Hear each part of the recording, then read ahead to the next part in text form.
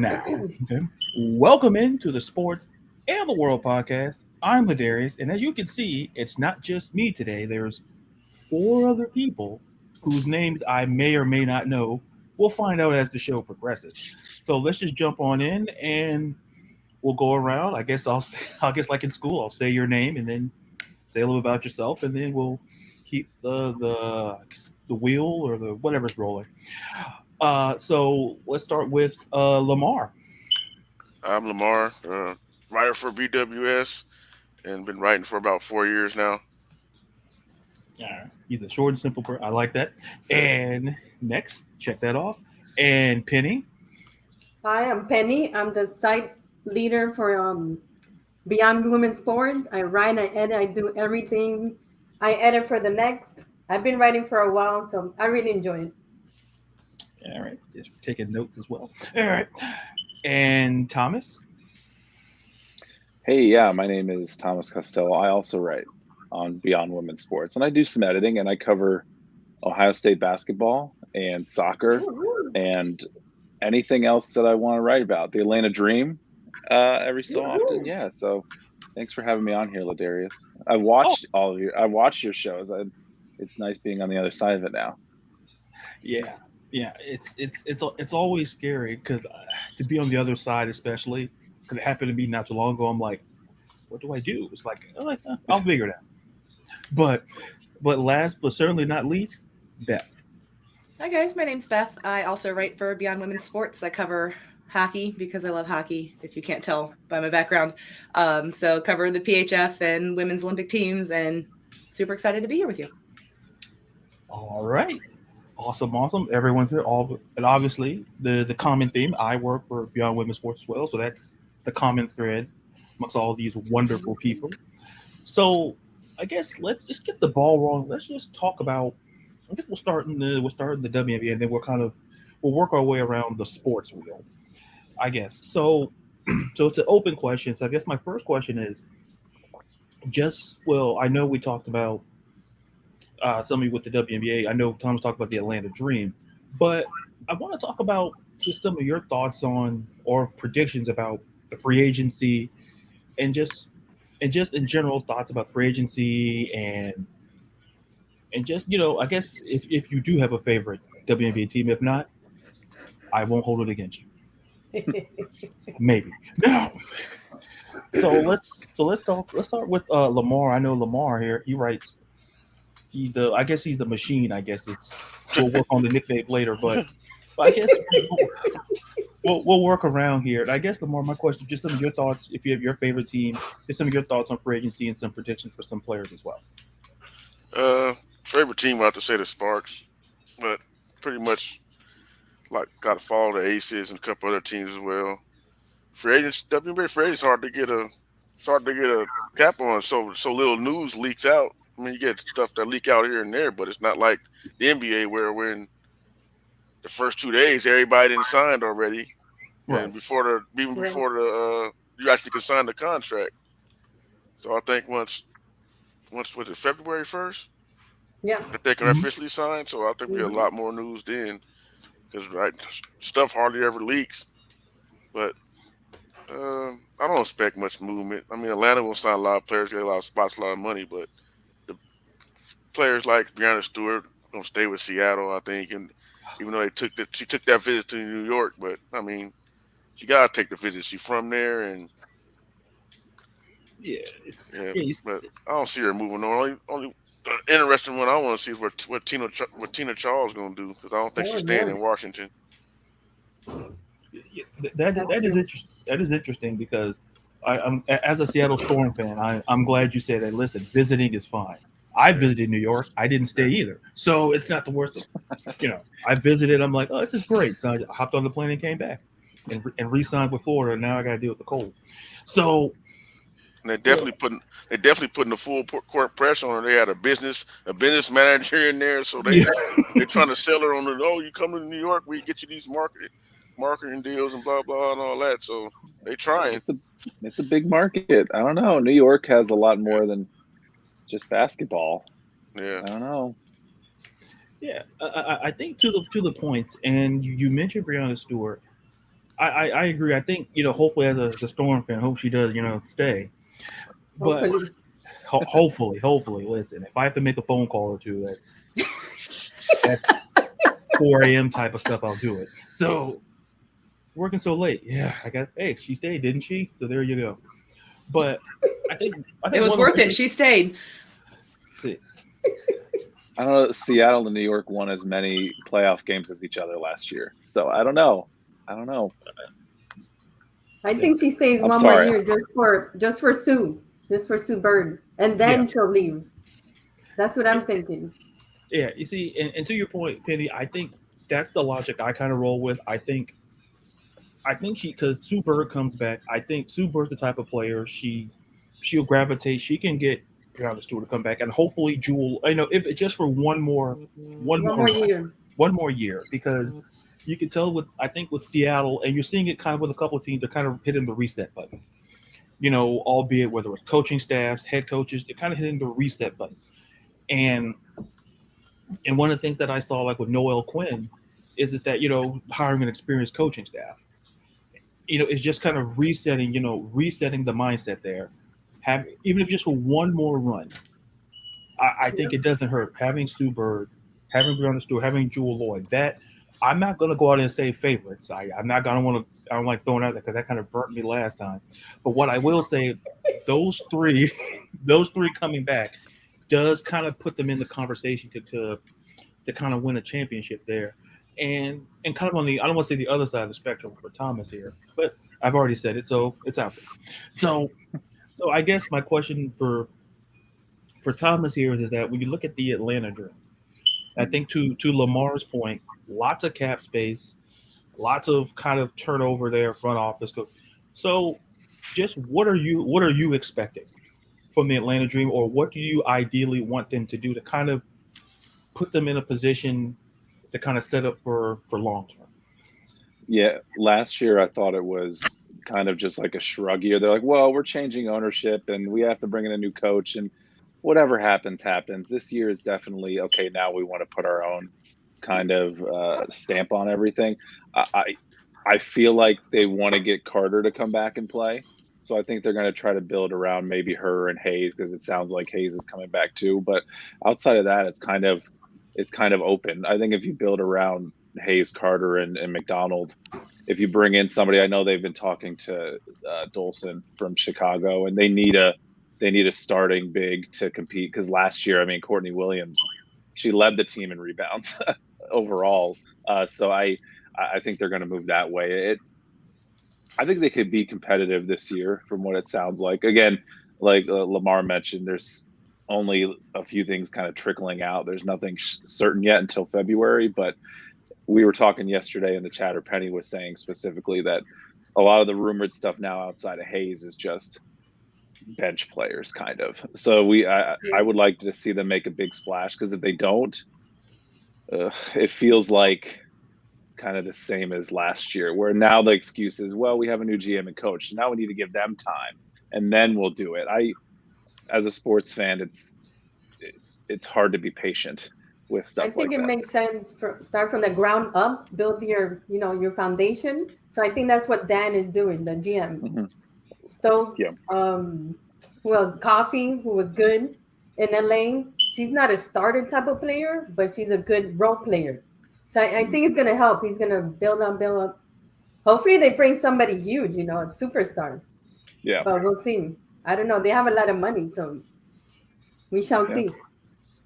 Yeah, and and to your both to Thomas's and Penny's points, I think it's just with any sort of situation, whether it's WNBA, whether it's hockey, which we'll get to with Beth, just from an organizational standpoint, it's just about just building. Just from I just believe when you have to put some sort of foundation out there, and because I feel at some point, and I say this all the time when I talk about the NFL, is just that you can tell good teams from bad teams essentially how they build the organization. Like you can draft great players and the team still be terrible because there's not a foundation there. So, and hopefully for the dream this time, hopefully new management, you get something. And I think Dolson is a very interesting move. And if they can get a Dolson, I think that it kind of, if I were a Dream fan, it would kind of give you that hope. Like, okay, they're trying to do something. Like, they're really trying to build and trying to go forward. Because we've seen so many teams across sports don't make moves and then complain about why they don't make it. It's because they left opportunities out there, either on the court, on the field, or on the rink, to kind of throw in hockey there once again. So I wanna stray from the WA for just for a minute, because I want to bring Beth into the conversation a little bit about hockey. And I'm just curious, because I back in the day I used to be a Tampa Bay Lightning fan. I used to be, and I don't. You don't need the head shaking. I get it too. I get it. This is why I don't say hockey things on the show. This is why. Even when I do the show by myself and solo, I feel people shaking their heads. Then you don't have people shaking their heads at you.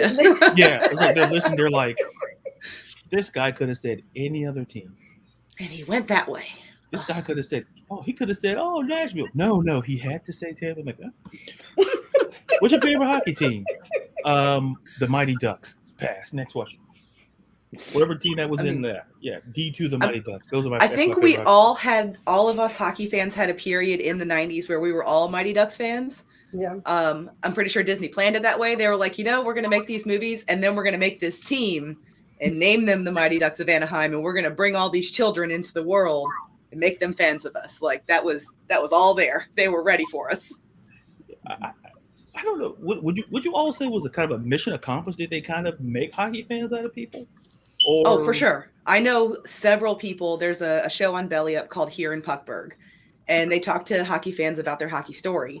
And there are quite a collection of them that say the Mighty Ducks is why I started watching hockey.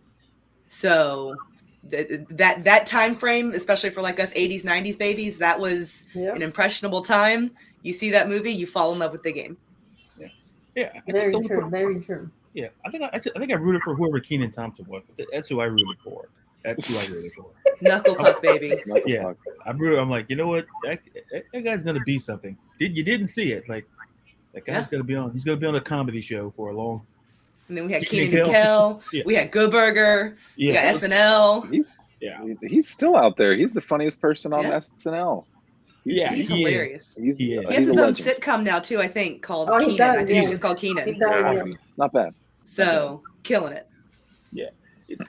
I see. This is why I like having this, because we went from WNBA, we went from Mighty Ducks, we went to Kenan. So you know, love it. This is exactly what I expected. This is what I expected. Like, surprisingly, but I do want to talk a little bit about hockey here with Beth, and I just want to talk about just some of your thoughts on maybe the season, your favorite team. And I know there was an incident that I saw on Twitter that we kind of talked about before we came on, that I think is a very important conversation to have, but I guess I'll start with just a little bit about your hockey fandom, where it started, your favorite team, and then we'll kind of peer into what happened, what we saw on Twitter with PK Subban's sibling. Absolutely. So I've been watching hockey my whole life. My dad is a hockey fan. Apparently I watched my first game at 6 months old. Just always been in love with it. I am a Blackhawks, Iceman, Connecticut Whale fan. So a bit of a diverse, growing up in a military family, you can kind of pick and choose who you want to be fans of. But I live in Jacksonville now. That is a name that obviously has been on a lot of people's minds for the last 12 or 13 hours or so, given what happened last night. I'm a hot mess. This is not exactly how I wanted my team to be represented in any way, shape, or form. And I will come out and say what they won't. I condemn racism. I do not abide by it. This is not okay. I am very much so about to put my money where my mouth is, because the statement they released was not good.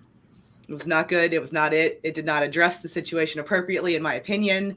So some decisions are about to be made, but I'm not here for it. I do not support it. I am not okay with what happened last night. Yeah, and I'll say this, and I'll throw the question back out to the floor. I saw, and one of the things, when I said hockey was a sport that And I think, and I don't know if Lamar will agree, it's a hard sport for people who do not get into, not because we don't like the sport, but it's just that you don't see a lot of us out there Yeah. from a percentage, point of view. But there are some who are, and Mhm. and when I saw the incident, and then there was one previously before that, and it kind of had me sitting back thinking, it's like, is this why I stopped being a fan? Because it's incidents like that where it's one thing. How can I phrase it? When I saw the incident, we'll talk about this specific incident here, and it just felt like it's amazing to me that I read through the thread on Twitter. It was amazing to me how some people were either a kind of saying, "Oh, we didn't hear the certain words," or just kind of like brushed it off. And it's amazing to me that we still live in that world, and that's why I say sports in the world. To me, it's amazing to me that we still live in a world where we still have to have these conversations, and we still Mhm. have to condemn racism. We still have to condemn certain things that we thought that we were supposed to be well past. Mhm. But and to me, and I'll throw it out to the floor, is that I guess I'll just throw the question out. Anyone is free to answer it. It's just that, is there a certain point where no matter how big of a fan you are of a team or of a sport, and if they're still condoning, because I think, to me, as much as like I want to get into hockey, I see incidents like this, and I just automatically I just tune out. But are there specific? Go ahead, Beth. You had a So I had this discussion with several of my friends last night because over the last 12 months, hockey has broken my heart a lot. A lot. If we give up, they win. Yeah. If I'm not a part of this sport and I'm not trying to affect change, then change won't happen because Mhm. the bad people will overtake the people who are trying to affect change because we've all left. Hockey has always been my love. It's my first love. Sorry. Yeah. This is And, hard. yeah, Okay. and it is, Beth, and I can imagine, because I know there's people in that sport, and I saw when the first incident happened. I was watching, I think it was NHL on TNT, and I can't recall the people off the top of my head, but they were kind of like toward Beth. It's like, this is not the sport that it's not the sport we know. This is not the sport that we grew up watching. Because I've always said this, and I said once, I'll say it again: sport is for everyone. And it's amazing to me that we still have to once again, like I said earlier, we still have to have these conversations, because A, they're important to have, and B, no matter, in my opinion, how you shape it, the world, the sports and the world are kind of intermittently tied together to some capacity, to some Mhm. degree. And it's amazing to me when I see when I see Beth, and I see all of you, and I know what we stand for when it comes to sports, and how we feel about inclusiveness, and how it's amazing to me that we still have people out there that we have, either whether it's on social media, whether sometimes in person, that we have to say, listen, you can't say that. You can't, and you Yeah. have to tell grown people this. It's amazing to me, And because my thing is, we can't keep saying hockey is for everyone if we don't take a stand against this. Because that's a yeah. you can't say hockey is for everyone and then not do something about stuff like this that is Mhm. appropriate. In the AHL incident, 30 games is not enough. It was not enough Oh then, no. and it's definitely not enough today. It's not enough where after 21 games he can appeal to have his suspension shortened. Hmm. You don't stop being racist in 30 games. Right, Oh no. right. You don't stop that behavior just because you took an inclusion course. You have to actively work to change your mindset and to change your behavior. And that doesn't happen in 60 days. That doesn't happen in 30 games. That takes time, that takes therapy, that takes work. And that can't be put in that amount of time. No matter how intensively you do it, you can't make that change. You can't just flip a switch and say, "Oh, well, I don't feel that way anymore." Because it's a core value at that point. If you are doing this on live television Hmm. in front of thousands of people and your brain said, "Let me do this," that's not going to change in 30 games. Mhm. Yeah, and to your point, and then I'll throw it around. I'll start with Thomas, then I'll go to Penny, then I'll go to Lamar. Just Thomas, your thoughts and on the incident, and just your thoughts in general about what has to happen to prevent things like this to continually be happening. Yeah, I don't know specifically what happened down in Jacksonville. It doesn't sound like, and I don't need, like, we don't need to rehash it just because I know that it's still really fresh and stuff. But no, it's awful how somebody can say something like that to another human being, somebody who's played the sport with them. I had a younger kid who was in hockey for a little bit, and you can definitely see the trends of who plays hockey. You can see who is at the rink every weekend, who is playing, and to have to grow up in that and then play professionally and then get into, like, they're in the minor leagues working to get to the NHL, and they're hearing this from somebody that they're playing against, somebody who's gone down probably a much easier road than them to get to that point, and then they're being treated like that during the game is just, it's deplorable. It's awful. And last year, I mean, with the PHF back then, NWHL, it was Soraya Tinker had the same thing. She stood up to the Barstool sports folks, and the Barstool sports folks aligned pretty well with horrible, like, racially awful things, and she was attacked. I mean, the president of Barstool said to put her in jail for saying bad things about him. And this was a player, Roy Tinker, who played. It was Yale, correct, Beth? She played at Yale, and I'm pretty sure it was Yale. Yeah. yeah, she played at Yale. She's a black hockey player in the minority in her league, and she was called out. And then everybody from Barstool, who supports them because they have their own little minions, they came and attacked her online. And it's a really bad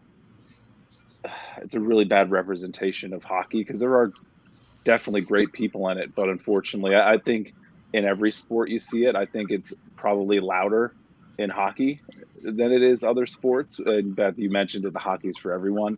It doesn't feel that way. It really doesn't feel like it's It for doesn't. everyone. It doesn't feel like that at all. I feel And like then I would, PHF hockey is for everyone. Like, yeah, they are Yeah. such they've an moved inclusive into, organization. There was an incident over the summer, and it was handled quickly. It was handled correctly. PHF hockey is for everyone.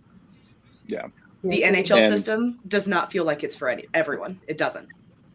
no, but no, I agree with what Beth was saying. That's awful, and that you can't just give a number of games on it. It has to be, will you change or can you change? And then at some point, how can you prove that the person has changed for the better? But punishing them, I mean, it's a start, but I don't know if it's the best start. Absolutely. And then Penny, your thoughts. Well, I don't know much about the situation besides what I saw in the snippet on Twitter, but obviously it's awful. You know what happened. It happens in every sport, and especially Thomas, right? The women's soccer league. What happened last summer or this year with Yeah. that player, with her security or friend, something like that. That happened. Yeah, but Was it that, are you, happens in the WNBA, and it's the WNBA is based on 80% African Americans, and it still happens. It yeah. happens in soccer, it happens in hockey, in every single sport. It's awful, but it happens, and we got to do something about it. I Absolutely. mean, And you talk about other sports like baseball in Cleveland. I grew up a Cleveland fan. I'm still a Cleveland fan. And for years, like you were talking about, Beth, putting your money where your mouth is, like, I stopped buying anything that had Chief Wahoo on it. I stopped buying anything with the caricature of it, because it's just like, at some point you have to make some kind of stand against it. And then whenever they did change it, you see, like we talked about a moment ago, I think you're talking about Ladarius, everybody in the comments, um, a lot of people, you see how awful a fan base can be and how easily they can support something that really doesn't impact them. You have a lot of people that look like me talking about how indigenous people feel or how black people feel. That's not the way. That's not the way to go. No. yeah, No, and to round out, Lamarr, your thoughts. Yeah, it's very unfortunate, but it looks like everybody's saying, it goes in every sport. But when it happens, you get a smack on the wrist, so it's going to keep on happening. They need to start Yep. having some serious consequences going on. We're gonna have Mhm. to- And as far as race is going, pretty much a lot of it got to do with how your upbringing went. Mhm. right? I mean, if you live in a diverse area, you're probably going to have a lot less racist people. Yeah. Very true. I grew up a military kid, so it didn't matter Yeah. who you were or where you came from. We had a limited amount of time to be friends. Yep. So you are my friend. As long as you are a nice person, I don't care. You are my friend. For 3 months. Yeah. You might be my friend for 6 months and then move, but that's fine. You're my friend. Exactly. And to Lamar's point, and kind of the Thompson point, Simon talked about baseball because I grew up a Cubs fan.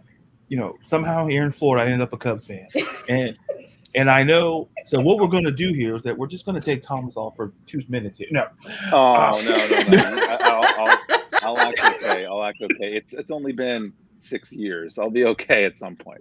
At some point, at some point, hey, I won't bring up Chris Bryant to first base, and I won't bring up none of that. Darius, let's stay on topic here. I think I feel that we are. We're talking about baseball, so I think I bought myself a couple of yielding times, but going back to the overriding point here is that when we look at the history of certain sports, when we look at baseball, I've always said the problem with baseball has to understand when people look at it from a historical context is that baseball has had a huge history of racism, huge history, major history.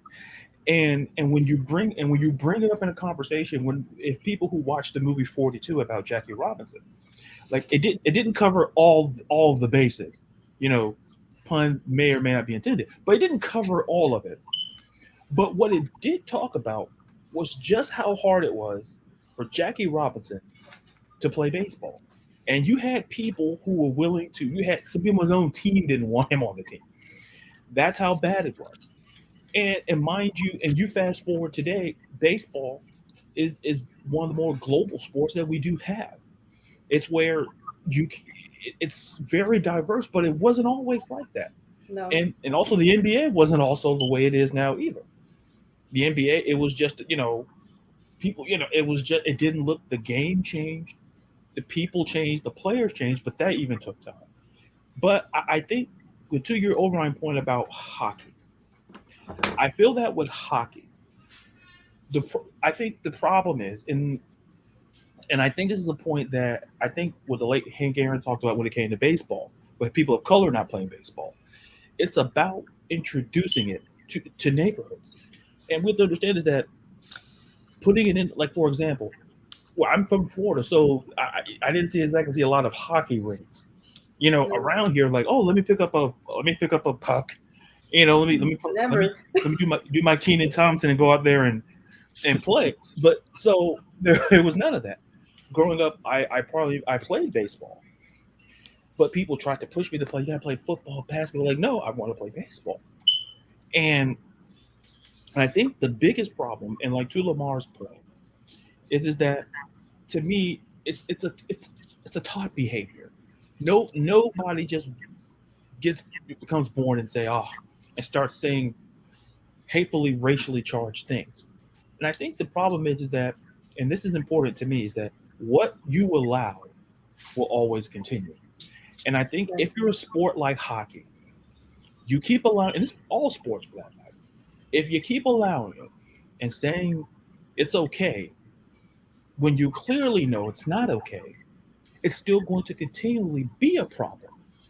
Because what we're seeing in sports, and like look at the the WNBA, the NBA. Look what happened when they were in the bubble, and you started to see them take up causes, things that they personally believe in, and you once again social media. Oh well, why is it this and why is it not that? You're missing the whole point, because you have athletes who have platforms, and to me, and then I'll throw this question back out. It's just that to me, we have athletes who have these platforms, who stand up and say, who defend Black Lives Matter. You have players, we have people who look like Thomas and who look like that. It's not just people who look like me, Lamarr. We're not the ones doing it. It's just that it shouldn't be a conversation to tell people that, hey, we've been treated this way for X amount of time. And all we ever tried to do was try to live in the same world as you do. We all pay taxes. We all work. We all Some of our kids probably even go to the same school. But here we are, still having to have conversations about what happened in hockey, about incidents that happened in the WNBA, happened in the NWSL. We still have to have those conversations. And it's amazing to me that you still have a subset of people who not only just defend the action, but then they also defend the person. Like, oh, well, they're a stand up. Listen, we don't care what type of person they are. We're talking about their actions. Good And people. obviously, they're not a great person if they portrayed one way to you and act another way. Correct. That was my least favorite thing last night. This is a great person. He would never. Well, funny thing, he did. So you can't say he would never when he did. He just did. It's on video. We've seen it. He did it. So yeah, it's amazing to me when people try to stand up and defend character. And to Beth's point, it's like, well, obviously they're not what they say they are. But yet, if you have to keep defending them, then look, it just becomes to a point where you're just like you don't want to hear anymore.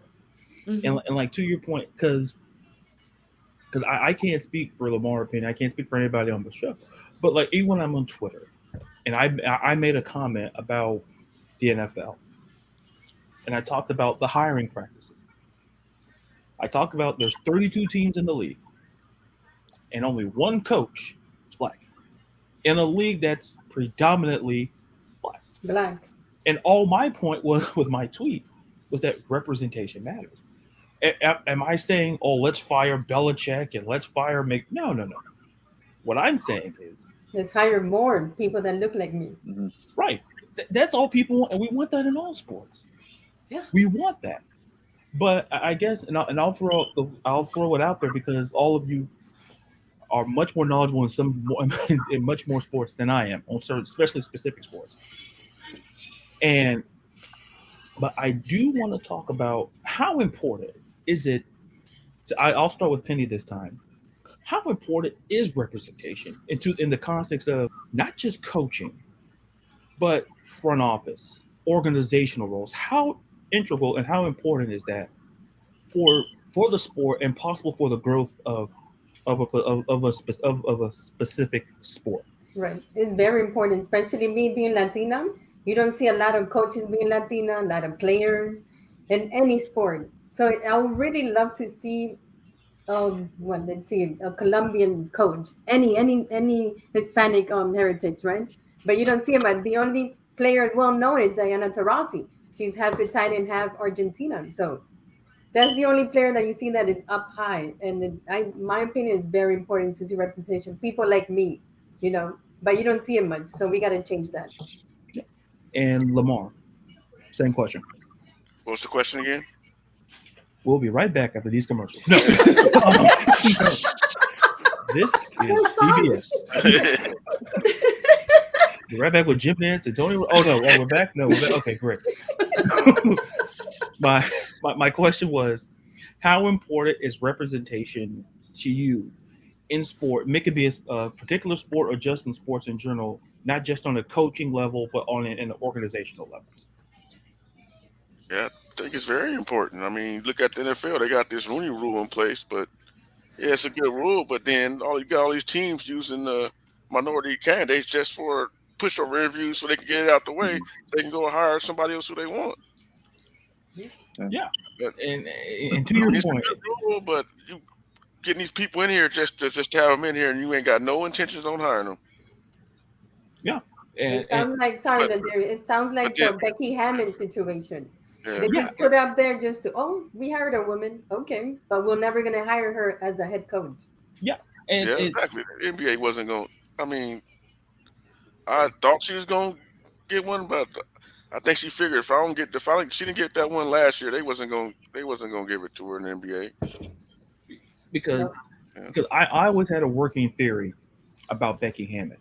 My theory was that I looked at Greg Popovich, and I know the type of all-time great coach he is, all-time, the way he sees sports and inclusiveness. My theory, as far-fetched as it was was that Greg Popovich was going to maybe retire within the next 2 to 3 years Mm-hmm. because he's been there years. Like Mhm. I don't want to say he's Tim Duncan old, but Tim Duncan's out of the league. But I felt like Greg Popovich would have, probably been in the front office. He has, he could work in the front office as well.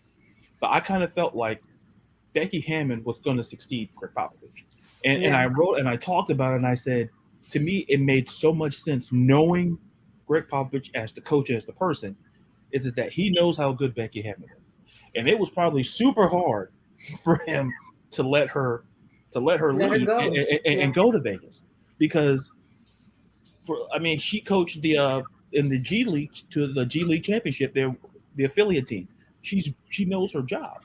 But I want to circle back to Lamar's point about the Rooney Rule because I agree with Lamarr because here's the thing. Jim Caldwell, who used to coach Detroit Lions and used to coach the Colts, he did not want to interview. He turned down 2 interview requests because he knew he wasn't going to get those jobs. He knew, like it was like a thanks but no thanks situation, and that's to Lamar's point. It's like if you're going to interview, and I had to have this discussion with someone on Twitter, and they're saying, "Oh, well, you shouldn't hire coaches because of color." I said, "Pal, you missed the whole boat of what I was saying." Oh, I'm saying this on Twitter. I said, "How do we truly know we're hiring the best candidate when all the candidates are out there? We're not hiring the right candidate. We're not interviewing the right people. We're just interviewing the same set of people. So how do we truly know we're hiring the ideal candidate if we can't take this process seriously?" It's like there are qualified coaches, and there are women now who are coaches in the NFL now. Assistant coaches. You have women trying to get into the front office. You have one in baseball for the Miami Mm-hmm. Marlins. So when people say that, oh, you want to hire people because of color, and no, I want to make sure that people who look like me, who look like Penny, who look like Beth, and then if Thomas is an owner, I want them to be in. If Thomas owns the team, I want them to, hey, interview these people because they're just as qualified as any other candidate on your list. But unfortunately, that Rooney Rule gets abused to the point where they're just like it's a dog and pony show. Where it's like, okay, well, we don't want to get fined, so we just got to bring in. Right. We'll just Skype an interview. We'll fly them out. And it's not taken seriously. And I think Lamarr hit the nail on the head because the Rooney Rule was supposed to be in place to stop things like that. And now, in this coaching cycle, I'm curious to see where it goes because the problem is going to be, to me, it starts higher up. It starts in ownership. There's not an owner of color in the sport, so there's everybody. So that once again it goes to representation in that regard. So to save that rant for a future episode, I want to go to Thomas and get your thoughts on the same question because I know you write about a lot about soccer or for Beyond Women's Sports, and I'm just curious how it's in soccer, the importance of inclusion, like I mentioned, coaching, or just in organizational managerial roles. I think in the NWSL, of folks who've been watching over the last year, you see what has happened whenever you have, like you just mentioned, Ladarius, you have owners that look like me, they hire their buddies, and then those people are abusing their players mentally, emotionally, even physically. Talking about Paul Riley and what happened with Portland last year, whenever they had that story break. NWSL is 12 teams now, and they have 3 coaches that are female coaches in a league of all female athletes, all female professional soccer players. And that's not, we see what happens whenever you have that kind of dynamic. And last year, gosh, almost half the coaches in the league were fired because of allegations, because of things they've done to players. And that's insane. It's awful. Now representation is a huge piece of it, because if you have like women's soccer players, if you have them into those roles as coaches, which now you're starting to get that, but that just promotes people to say, hey, I can get to that level too. I can move to that level too. And I think that's across sports where you still have a lot of, like you mentioned, the NFL.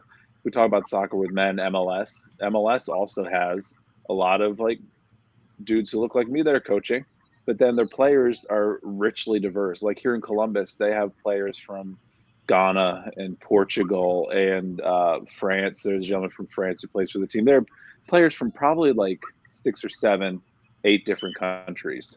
And then you have a guy from Indiana coaching him. And it's like, well, okay, he's been successful in coaching, but also other people can be successful too if you give them a chance to make it to that level. And I don't think there's an adequate way to give people a chance, because whenever you have hiring still being done by, white folks, rich white folks, they're going to hire people that they know, and they're going to hire the same old time over time. Yeah. And I want to get Beth in here once again, especially about hockey. And I mentioned it early on in the show where I talked about the incident, and same question for everyone else: the importance of hockey and how the inclusion, whether it's coaching in the front office, just some of your thoughts on how you feel, maybe how hockey has handled it. And I'm going to assume not great, just off the top of my head. It's not good, Bob. It's not good. Not good. I mean, hockey very much for a long time has been an old boys club. And the problem is we keep recycling the same dudes. These people don't have a job for a reason. They may have been good at one point. Oh, yeah, very NHL much so. Like if you look in Edmonton, they've had the same people running their franchise, and they've been awful for decades, but they still have like brothers of the same people running the franchise. It's a dumpster fire. I mean, even like look at the Bears. The family that owns the Bears has been there forever. And there's, on a psychological side of things, everybody has implicit bias. It is just something that's wired in your brain. You are naturally more comfortable around people who look like you. Mm-hmm. And this week, I've just been thrown off so much. Earlier this week, we had the ECHL All-Star Game here in Jacksonville. We had 3 female hockey players on the ice, skating with the guys, participating with them in all aspects. We had 2 of the female players wearing half shields, which is not something that happens in women's hockey. They wear a bubble, they wear a cage. They were able to participate fully.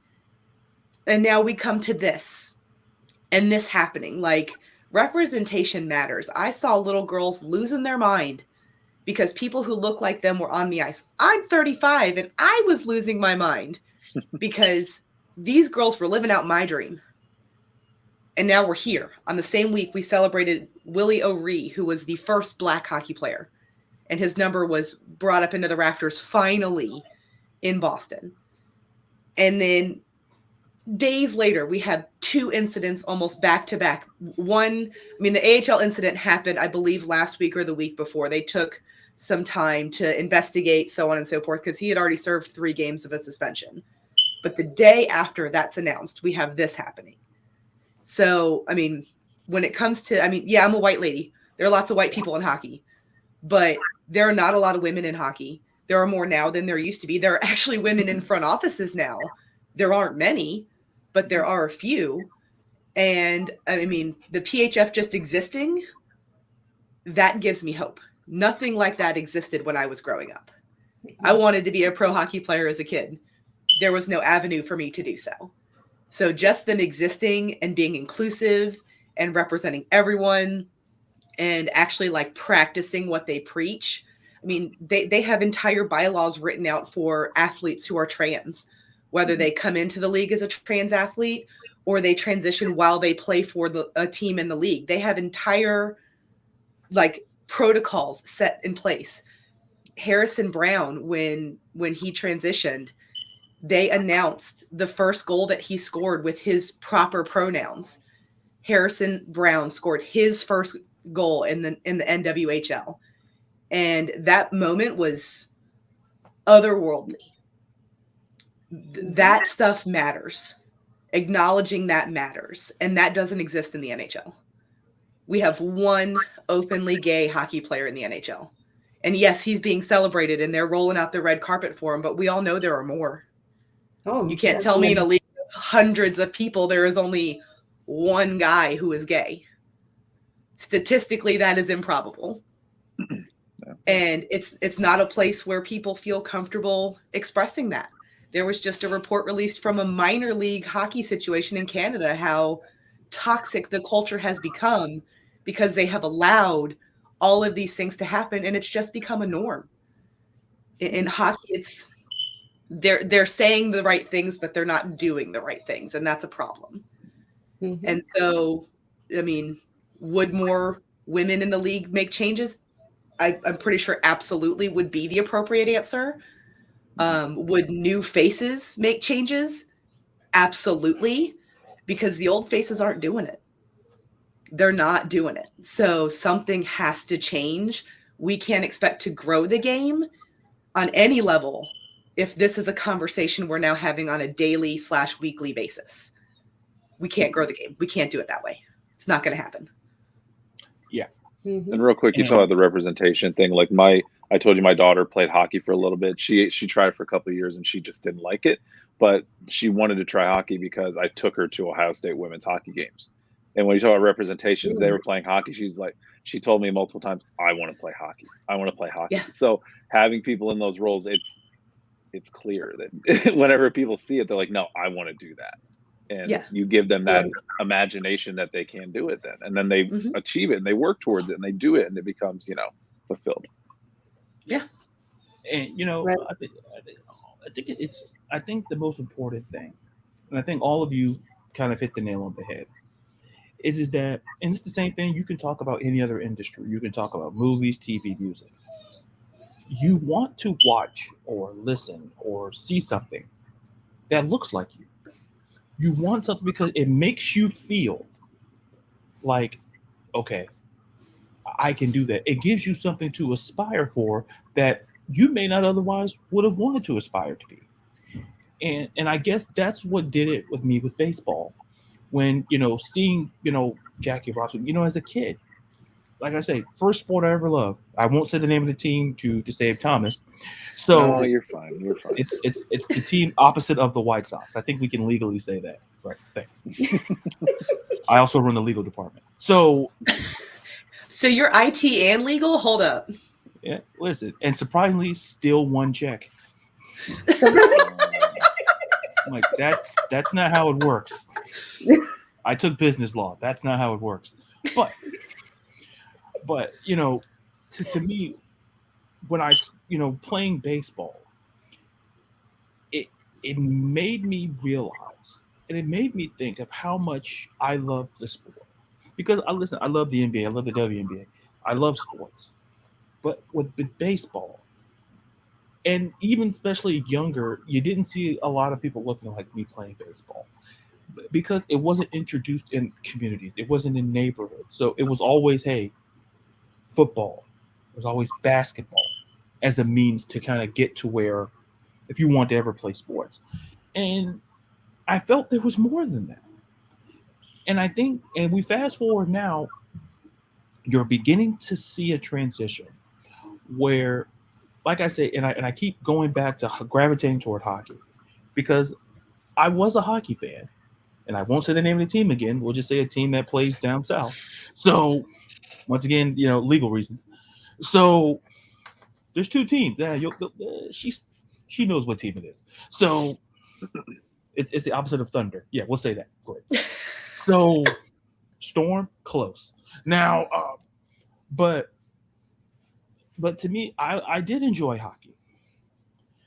And at some point, it just felt like, well, I just didn't see enough people looking like me to keep me interested.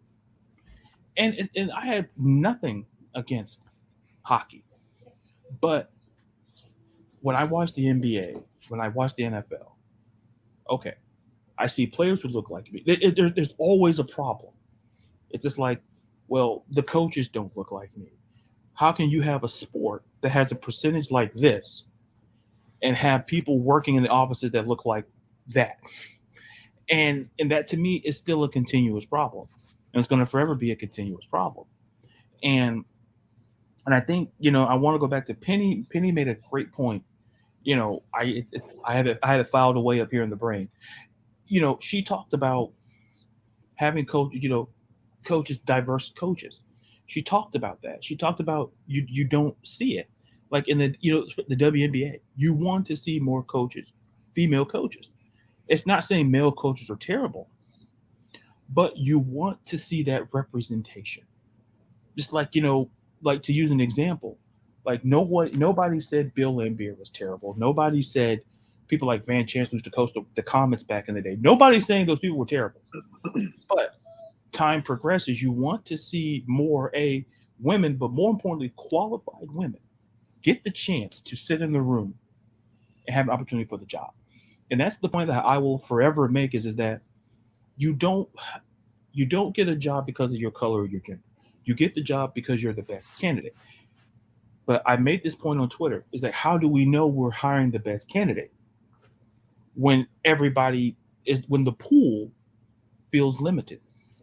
So I guess to kind of put a bow on that, it's so important for people to understand who's listening and watching to understand is that I don't think none of us are saying, hey, hire more women and hire more people. No, what we're saying is we want people who look like Beth, Penny, and Lamarr to get a chance to sit in the room, to have a conversation, to get a chance to get a job.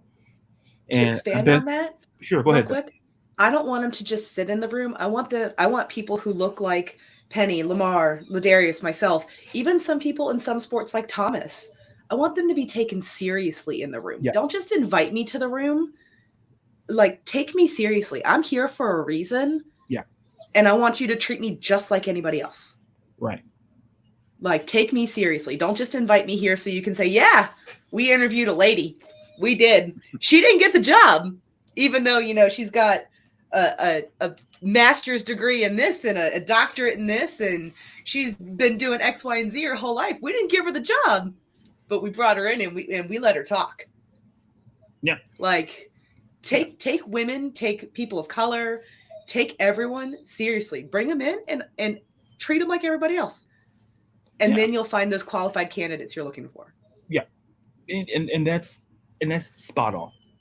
That's spot on. And that's the point I've always tried to make with people who try to push back on that. It's like oh no, it's like you don't have to play the sport to understand the sport. Like I it's like, look, like when you look at like Bill Belichick, he coached the sport. Well, they necessarily played the sport, but he has 6 Super Bowls. So, so obviously, I tell people this, and then I'm gonna go around to kind of wrap it up. Is that to Bev's point? Get them in the room, and you'll see that. Okay, I actually want to hire them. Now, it wouldn't have been possible if you limit yourself and like to the point. You want people who look like you to feel comfortable, and yeah, I semi get that. But the part that I understand is that sometimes you have to step out of yourself. And it like, okay, you can hire the same type of people, but you're going to get the same type of results. And that's the situation we're going to forever be in. Some teams and some leagues are going to forever be in that position in that regard. So I know I've taken up a lot of everybody's time, but so what I'll do is that I'm going to go around, start with Lamarr, kind of do the wheel, and just anything that you want to talk about that's pressing on the heart, the mind, and for Thomas's purposes, I won't mention that team in Chicago or that I won't mention it. We won the game, but we're not going to do that because we're not going to do that. Game 7, so we're not going to do those things because we're better than that. David Ross. So we're not going to do those things. So who won again? Yeah, we did. Oh, okay. So now we're going to go around. And like I say, so we'll start with Lamarr. Anything that you want to talk about, anything that we talked about on the episode, anything that you feel that you want to get off your mind and your heart that you want to put out there. Oh yeah, one thing about the Rooney Rule though was when the Steelers interviewed Mike Tomlin, they just brought him in for a regular interview, but he blew their mind and they actually hired him. But that's probably the only instinct that I heard actually worked. Yeah. It's amazing to me. I did a whole episode on that. Talked about the Rooney Rule and talked about it's amazing. Like Mike Tomlin, like if there's one team in the league who the only team who has a black coach, the team whose owner instituted the rule, and Yeah. that says a lot. It's like Mike Tomlin knows, and there's plenty of Mike Tomlins out there, but we'll never know. Yeah. We'll never know. But Yeah. That's all so I got. yeah. And Penny, Yeah, I would like to see more women coaching or women general managers, just because the league is based on women. Women understand women, so that'll be awesome to see the league full of women coaches, GM, assistants, trainers. What else? Anything women will be great for the sport. absolutely. And Beth, I'm just going to start from the very, very basic fundamentals. Raise your children well. Like, raise them to love everyone, raise them to participate, raise them to try new things, to say yes to things that they're scared of. Like, raise your kids to stand up for those that can't stand up for themselves. Just raise your kids well, because if we all raise the next generation of kids well and teach them that these things are not okay, we won't be having these conversations in 10, 20 years. We won't have to, because they will have become unnecessary. Yeah. So just raise your kids well. That's all I got. But it's a very valid point. It's so fundamental, but yet it still has to be said. And It's so basic, but we still have to say it. Just raise your babies to love everybody. I mean, that's really it. Just raise your babies to love everybody, and then we won't have this conversation in 10 years. Absolutely. I think, yeah, once again, so simple, so profound. And since I ragged on his teams, I guess for the sake No, of you can rag away. No, I'm just everyone else has already said it better than I could so far. Going last, that's great because then all of you can just I don't say anything new or better. NWSL, they're going through a rebrand this year. It sounds like they're going to probably go the way of the PHF, where NWHL removed the W, and we're Premier Hockey Federation. I think the NWSL is going to move to the same because, like you're talking about, Beth, with transgender athletes and everything, there are players in the NWSL who've transitioned in the league, and I think you're going to see them go the same way, and that kind of representation will turn into hopefully more coaching, more leadership roles, general manager roles, presidents of teams. You already have a lot of money coming into the league from women too. Michelle Kang in Washington, she looks like she might become the owner of the team after she's had a heavy battle against a lot of folks, again, looking like me, and they've hired folks who last year NWSL was really tough. If they have another year like that, I don't know how the league can survive. So the way that they're moving in a more diverse direction is going to, I think, going to be huge for the sport in the country. well said by everyone there. And I guess I'll say this before we head out and get the socials and whatnot. The only thing that I'll say to kind of button it up is this: when people understand how other people feel, I think we can get a lot further. Because I think what happens is that we talk, and it's once again, just like Beth, it sounds so simple, but it has to be said. It's that sometimes I feel that we talk at each other and not with each other. Because what happens is that we're trying to get maybe across the same point, but we're talking at each other. Nobody is saying one race is better than the other, one gender is better than one another. All we ask for is to have inclusiveness, because at a certain point in time, as the world is going to continually change, we have to change with the world, or it's going to leave you behind. And unfortunately, some people, maybe the world has left them behind, and they wanted to be what the world was back in the 1960s, heck, probably the 1860s. They wanted you still have people in the mindset there. But to me, the overriding theme is, and it ties back into sports, is that all people want, and we can sit there and say, well, we don't want politics, we want that. No. But what we all should want is people who all look like one another, to be able to play on the same rink, to play on the same field, to play on the same court, and not have to fear and not have to worry about incidents of a racial tone, a misogynistic tone, of a vitriolic tone. That's an ideal world, not just for the world, for sports, the world, and everything else.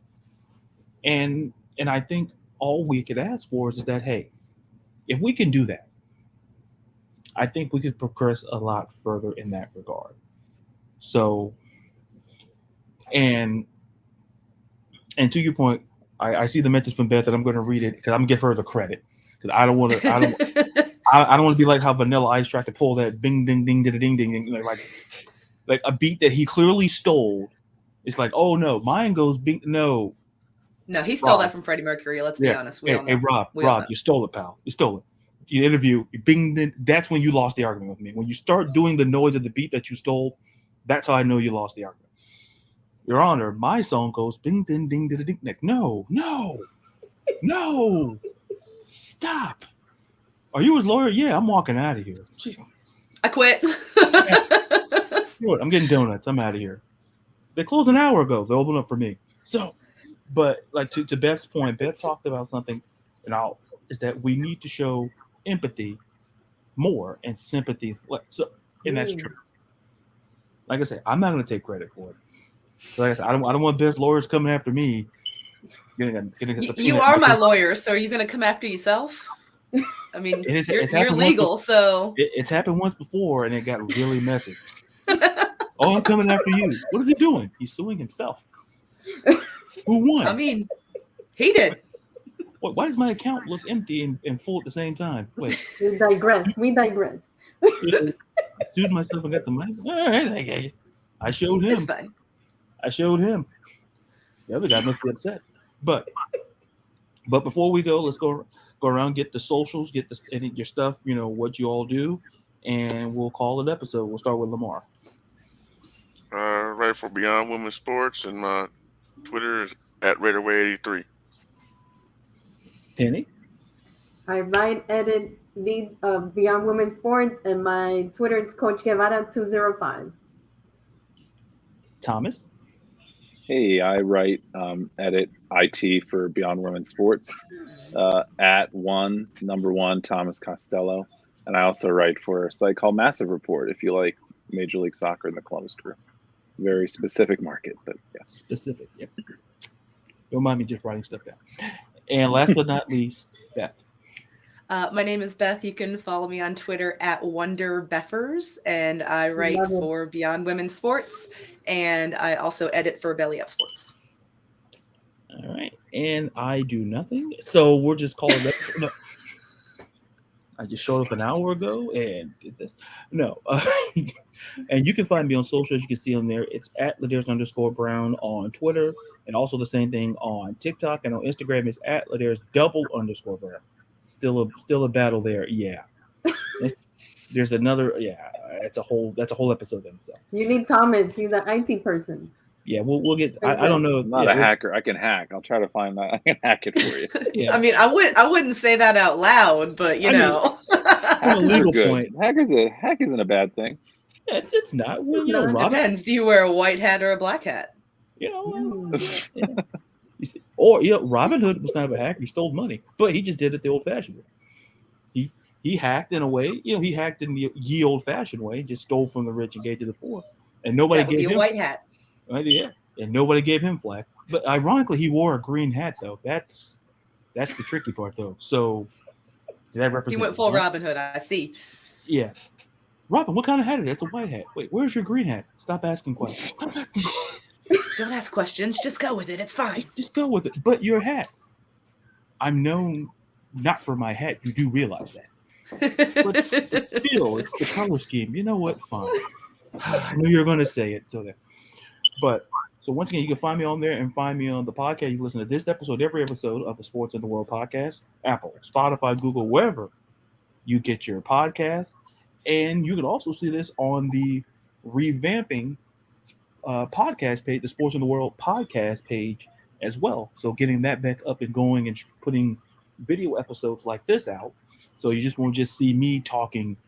You get to see all these other amazing people there as well. So, folks, until you see and hear me again next time, hopefully, maybe some of them next time, who knows? Be real, be you, be blessed, and be safe from all of us here from the Sports and the World Podcast.